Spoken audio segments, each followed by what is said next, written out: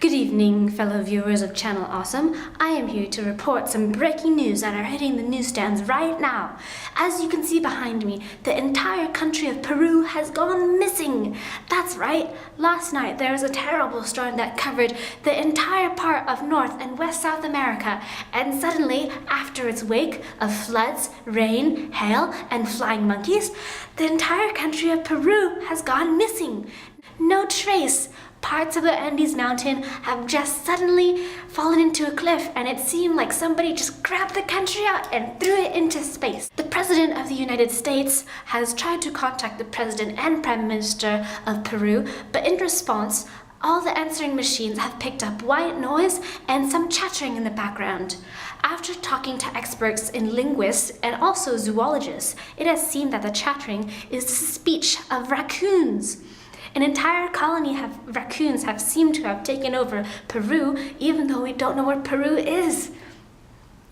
This may coincide with last week's story about the epidemic of rabies in the entire international community of raccoons.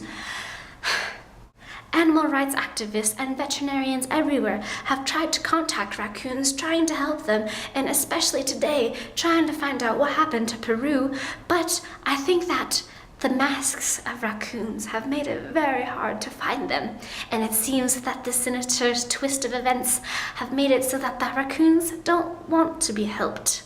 They just have Peru.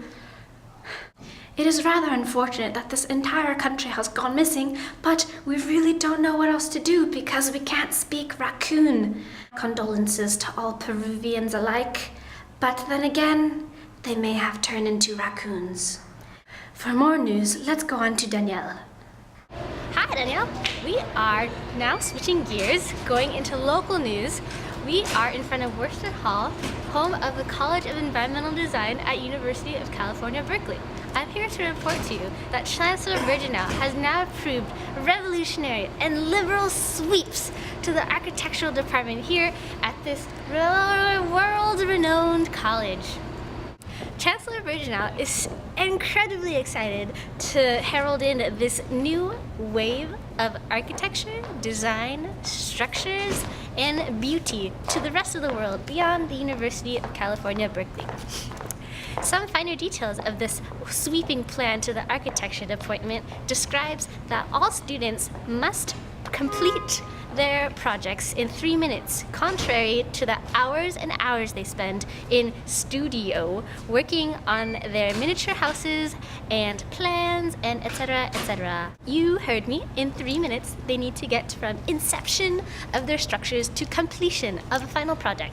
In addition to this time limit, all materials of wood, glue, scissors, etc., etc. has been replaced by the finest levels of gingerbread, royal icing, gumdrops, sugar, food coloring, etc., etc. A complete list can be found in Martha Stewart's cookbook for cookies.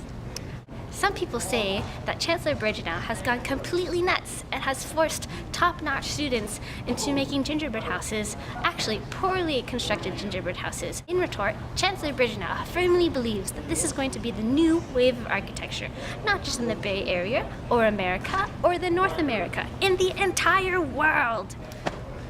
Now we will go on and find other students to interview to talk about these sweeping changes firsthand.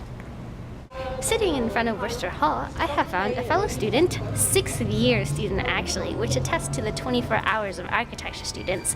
Anyways, his name is Ethan Elder, and he would like to comment on the change of building materials in the architecture department. Well, some have criticized the new gingerbread supplies for their childishness and messiness.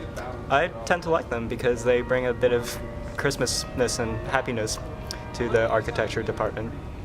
Thanks. Bye. Bye.